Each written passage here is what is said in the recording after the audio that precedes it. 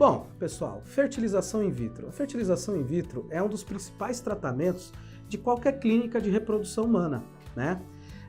A fertilização in vitro, ela surgiu como uma ideia para que haja o encontro do óvulo e o espermatozoide fora do organismo da mulher, né?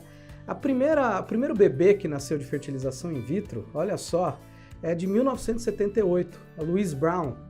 Ela já está esse ano aí completando 43 anos de idade e inclusive já tem filho, ou seja, a fertilização in vitro já tem neto, pessoal, tá certo? A gente tem algumas indicações para fertilização in vitro. Obviamente, não são todos os casais que têm dificuldade para engravidar que precisam da fertilização in vitro, mas os casais cuja mulher tem alteração das trompas, casais cuja mulher tem endometriose, porque a endometriose ela acaba alterando a função das trompas, casais cujo homem tem uma baixa produção de espermatozoides, principalmente aqueles cujo homem tem menos do que 5 milhões de espermatozoides por ml. Esses são casais que normalmente nós indicamos a fertilização in vitro como principal tratamento para ajudar a engravidar. Agora, algumas outras indicações relativas. Por exemplo, mulheres com mais de 40 anos de idade, por exemplo, cujo tempo está começando a ficar escasso, mulheres com baixa reserva ovariana, independente da idade, né? São indicações relativas. O tempo de infertilidade também é importante, né? Quer dizer, aqueles casais que estão aí há mais de 3, 4 anos tentando engravidar e às vezes não tem uma causa tão importante, muitas vezes vão para a fertilização in vitro. A fertilização in vitro pode ajudar também esses casais. Casais homoafetivos, tanto os femininos quanto os masculinos, também muitas vezes vão precisar da fertilização in vitro para conseguir engravidar. Então veja que é um tratamento muito importante que tem muitas indicações, né? E agora eu quero falar um pouco das etapas. Como é que é isso na prática, né? Então a fertilização in vitro ela tem algumas etapas. A primeira etapa da fertilização in vitro é a indução de ovulação. Então a gente vai usar algumas medicações hormonais para fortalecer a ovulação daquela mulher naquele ciclo, né? Então a gente quer ter a melhor ovulação possível da mulher naquele ciclo para que a gente tenha os melhores resultados, os melhores embriões e, portanto, as melhores chances de gravidez. E para isso a gente usa essas medicações hormonais. Essa etapa vai durar mais ou menos 10 a 12 dias, né? E durante esses 10 a 12 dias, a mulher vai fazer uma monitorização do crescimento dos óvulos por ultrassom. Tá? Então a mulher vem aqui na clínica a cada 3 dias, mais ou menos, para a gente acompanhar o crescimento dos folículos, que é a casinha dos óvulos. Vai chegar um momento em que os óvulos, os folículos, vão estar de um tamanho que nós acreditamos que a maioria daqueles óvulos estão maduros. E aí, nesse momento, a gente vai para a segunda etapa do tratamento de fertilização in vitro, que é a coleta dos óvulos, né? A captação. A coleta dos óvulos é feita sob sedação, então a mulher vai estar sob sedação, vai dormir para que não sinta dor. E enquanto a mulher está dormindo, nós fazemos um ultrassom transvaginal e nesse ultrassom a gente acopla uma agulha e com essa agulha a gente pesca os óvulos do ovário dessa mulher. Tá? Obviamente a mulher vai estar dormindo e não vai estar sentindo nada.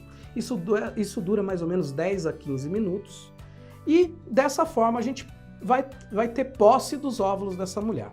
Nesse mesmo momento em que a gente está colhendo os óvulos da mulher, o homem vai colher os espermatozoides. Normalmente, na maioria das vezes, essa coleta é feita por masturbação, normal. Agora, alguns homens que têm algumas dificuldades podem precisar de alguns procedimentos para colher os espermatozoides. Uma punção do epidídimo, punção do testículo, às vezes uma microdissecção do testículo, quando esse homem tem uma azoospermia não obstrutiva, por exemplo. Isso é motivo de outros vídeos que nós já fizemos aqui. Quem tiver interesse pode olhar na parte de fator masculino. Mas enfim, de qualquer uma dessas formas, seja por masturbação ou seja por algum desses procedimentos, a gente vai ter posse, então, dos espermatozoides do homem. Enfim, nesse momento, o casal já vai para casa. E aí a gente começa o trabalho do nosso laboratório, que é a terceira etapa desse processo. E no laboratório, o que a gente vai fazer? A gente vai reconhecer dos óvulos que a gente colheu quais são os óvulos maduros, ou seja, os óvulos fertilizáveis, e aí a gente vai juntar esses óvulos com os espermatozoides que foram colhidos. Esta junção, que é a fertilização, é isso que é a fertilização, isso pode ocorrer de duas formas. Primeira forma, a fertilização in vitro clássica, em que a gente pega um óvulo, a gente coloca vários espermatozoides perto desse óvulo e os espermatozoides vão fertilizar de uma forma natural esse óvulo. Essa é uma forma. A outra forma é o que a gente chama de ICSI, a injeção intracitoplasmática de espermatozoides. Como é que é isso? A gente pega um óvulo, escolhe um dos espermatozoides e injeta esses espermatozoides dentro do óvulo com um micromanipulador, tá certo? De uma dessas duas formas vão se formar então os embriões. Esses embriões, eles são guardados numa incubadora. Essa incubadora vai manter temperatura, gás e nutrientes para que esses embriões possam se desenvolver. E a gente vai acompanhar o desenvolvimento destes embriões durante 5 a 7 dias. E durante esses dias, o que a gente vai observar? A gente vai observar um processo de seleção natural. Alguns embriões vão se desenvolver bem e outros não. E isso é normal em qualquer casal de qualquer idade. Tomara a Deus que alguns deles se desenvolvam bem e que cheguem entre 5 e 7 dias numa fase de vida que se chama blastocisto. Esse é o embrião que a gente quer. São os embriões que têm uma boa capacidade de fazer aqueles casais engravidarem. Depois que esses embriões chegaram na fase de blastocisto, esses embriões podem ter 2 destinos. Um dos destinos é congelar. Uma das táticas que a gente usa é congelar os embriões para colocar esses embriões no útero em outro ciclo da mulher. Isso tem as suas indicações. Agora, um outro destino é a gente escolhe 1 ou 2 normalmente desses embriões e coloca no útero da mulher. E essa é a última etapa da fertilização in vitro, que é a transferência dos embriões. Como é que é feita a transferência dos embriões? Transferência é um procedimento simples, é um exame ginecológico, como se fosse fazer um Papa Nicolau, e a embriologista coloca os embriões escolhidos dentro do catéter, e com esse catéter a gente, pelo colo do útero, atinge o endométrio e injeta os embriões dentro do endométrio da mulher.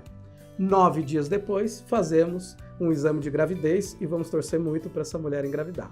Então, pessoal, isso é fertilização in vitro. Se vocês tiverem qualquer dúvida, por favor, falem conosco, estamos aqui prontos a respondê-las. Obrigado.